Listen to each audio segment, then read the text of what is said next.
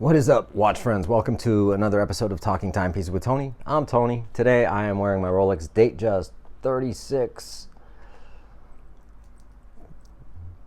1995, and it still looks beautiful. Anyway, I'm not going to roll the intro. This is a quick video. Sorry, I Watches and Wonders has just like got me all The only thing I'm bummed about is, well, first and foremost, I'm bummed because I have been going to doctors and all this shit because my back is messed up again, but it's all good. It's okay.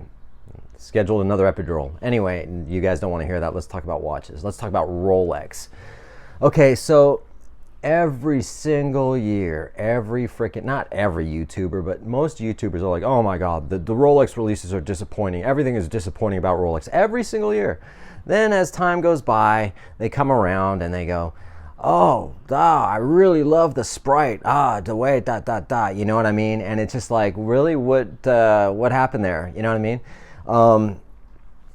And it's just the way it is. And by the way, if you're watching this, Bindi, I think you owe me lunch, because I think I told you last year, way back, that when you thought they were going to discontinue the Pepsi, and I said they're not going to discontinue the Pepsi, I'll bet you lunch on it. So you owe me lunch, because I knew they weren't going to discontinue it. In fact, if you look at the Rolex booth at Watches and Wonders, they have a Pepsi bezel, like an awning type thing. That's really cool. It's kind of like saying a big FU to everyone who's saying it was discontinued. You know, Rolex does watch people's videos, and by not necessarily mine, but you know, they know what's going on, you know. So, but every year these YouTubers and everyone else are like, oh, the disappointing Rolex, man. They've always been subtle, except last year was a big year for them. You know, they came out with the puzzle, they came out with the celebration OP, you know, they came out with those watches, and there was, you know, but this year it was just kind of mellow, you know. They discontinued a lot of watches,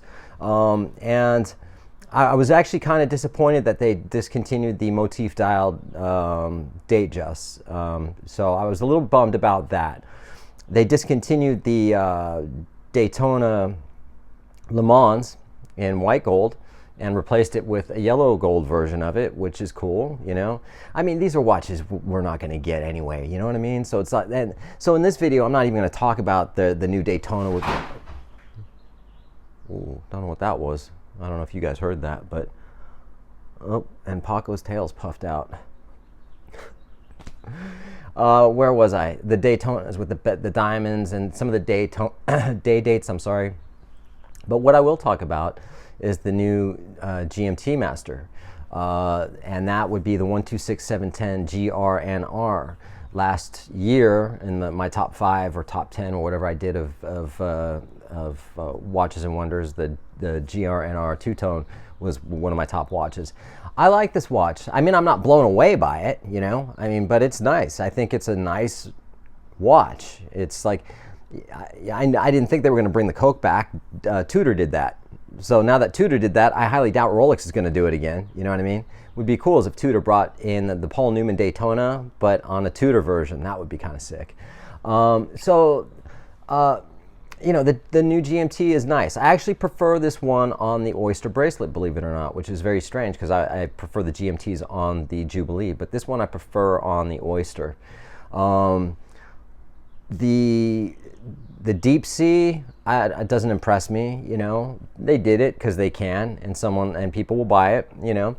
One of the biggest ones was, and I did this in my last video, the leaks, was the 1908 with the ice blue dial, and I actually said it's probably going to be white gold, when obviously the ice blue is platinum, you know. But I was in a lot of pain, man, so I wasn't thinking straight. I'm still like not completely there, but and so for when you look at the platinum ice blue 1908, that watch to me is absolutely freaking stunning, and at the price point of $30,900, I mean, that's reasonable as far as I'm concerned. You know, it's not way out there. Now I can go in. I'm going to do a video about Cartier and the new Tour 2 and what Cartier has and some of the prices and what they've done. But but Cartier kind of blew me away this year too. It's like, whoa.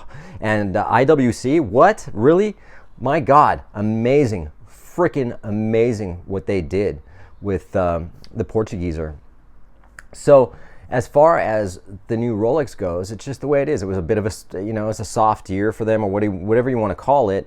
They just discontinued a lot of watches, but they didn't bring too much into the fold as far as, what would be in our sort of stratosphere of what we would probably buy, or maybe you guys. I mean, I'm sure there's some of you guys out there that have no problem getting whatever you want, but for someone like me, I would say it's like a Daytona with a bunch of diamonds on it. It's not my thing.